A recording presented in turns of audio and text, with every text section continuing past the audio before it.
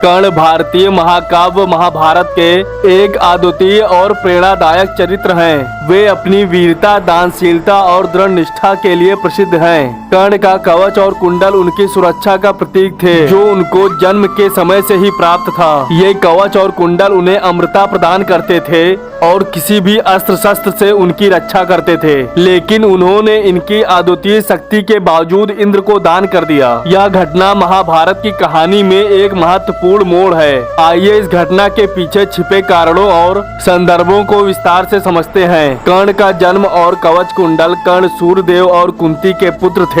कुंती ने एक वरदान के माध्यम से सूर्यदेव को आमंत्रित किया था, जिससे कर्ण का जन्म हुआ। कर्ण का जन्म अविवाहित कुंती के लिए एक कठिन परिस्थिति लेकर आया, जिसके कारण उन्होंने कर्ण को जन्म के तुरंत बाद ही नदी में बहा दिया। उन्हें एक सारथी अधिरथ और एक उनकी पत्नी राधा ने अपनाया। कर्ण के जन्म के समय से ही उनके शरीर पर एक दिव्य कवच और कुंडल था, जो उन्हें सूर्यदेव ने प्रदान किया था। ये कवच और कुंडल उनकी सुरक्षा के कवच थे और किसी भी युद्ध में उन्हें अजेय बनाते थे। इंद्र का उद्देश्य महाभारत में कर्ण और अर्जुन के बीच शत्रुता का प्रमुख कारण उनका व्यक्तिगत और सामाजिक संघर्ष था। कर्ण दुर्योधन के साथ मित्रता निभाते हुए पांडवों के शत्रु बन गए थे। इंद्रदेव अर्जुन के पिता जानते थे कि कर्ण को कवच और कुंडल उसे अजेय बनाते हैं। यदि कर्ण के पास ये कवच और कुंडल रहते तो अर्जुन के लिए कर्ण को हराना असंभव हो जाता। इसलिए इंद्र ने ब्राह्मण के वेश में कर्ण के पास जाकर उनसे उनका कवच और कुंडल मांगने का निर्णय लिया। कर्ण की दानवीरता के कारण कर्ण को दानवीर के रूप में जाना जाता था। वह किसी भी याचक को कभी भी खाली हाथ नहीं लौटाते थे। जब इंद्र ब्राह्मण के वेश में उनके पास आए तो कवच और कुंडल का दान मांगा, तो कर्ण बिना किसी हिचकिचाहट के उन्हें यह देने का निर्णय लिया। कर्ण के उनके इस निर्णय के पीछे उनकी दानवीरता और वचन का सम्मान था। वे जानते थे कि यह कवच और कुंडल उनकी सुरक्षा के लिए अत्यंत महत्वपूर्ण है, लेकिन उन्होंने इसे अपनी प्रतिष्ठा और वचन से ऊपर नहीं रखा। सूर्यदेव की चेतावनी। इस घटना से पहले सूर्यदेव ने कर्ण को स्वप्न में ये चेतावनी दी थी कि इंद्र ब्राह्मण के वेश में आकर उनसे उनका कवच और कुंडल मांगेंगे। सूर्यदेव ने कर्ण से यह दान न देने का अनुरोध किया, क्योंकि यह उनके जीवन के लिए खतरा बन सकता था। लेकिन कर्ण ने उत्तर दिया कि यदि कोई याचक उनके पास कुछ मांगने आता है तो वह उन्हें खाली हाथ नहीं लौटा सकते। यह उनकी प्रतिष्ठा और मूल्यों के खिलाफ होगा।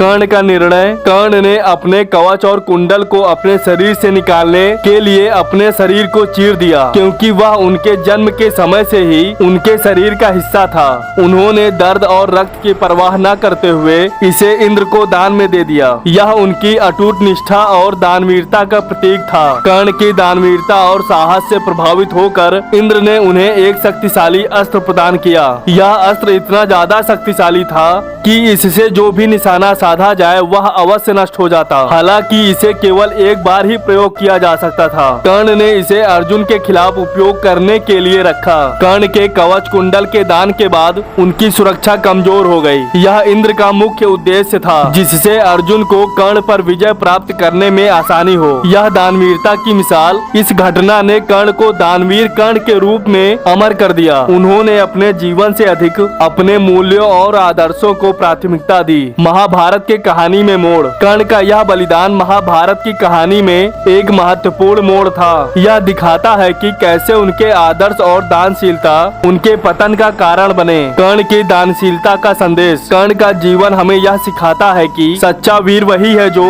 अपने सिद्धांतों और मूल्यों को किसी भी परिस्थिति में नहीं छोड़ता। उन्होंने अपने व्यक्तिगत लाभ या सुरक्षा के बारे में नहीं सोचा, बल्कि उन्होंने अपने कर्तव्य और वचन को प्राथमिकता दी। कर्ण की यह घटना महाभारत के पाठकों और श्रोताओं को यह संदेश देती है कि दान, निष्ठा और आत्म बलिदान का महत्व जीवन में कितना बड़ा हो सकता है। यह उनकी महानता और अद्वितीयता को स्थापित करता है। कर्ण का कवच और कुंडल दान करना उनकी महानता और दानवीरता का प्रमाण है। यह घटना उनकी चरित्र की गहराई और बलिदान का महत्व को उजागर करती है। कर्ण का यह निर्णय महाभारत की कहानी को और भी अधिक प्रेरणादायक बनाता है। तो दोस्तों, अगर आपको हमारा यह वीडियो अच्छा लगा हो तो हमारे वीडियो को लाइक करें, शेयर करें और हमारे फैक्टोलॉजी चैनल को सब्सक्राइब करके बेल आइकन जरूर दबा दें। मिलते हैं दोस्तों अगले वीडियो में, तब तक के लिए जय श्री राम।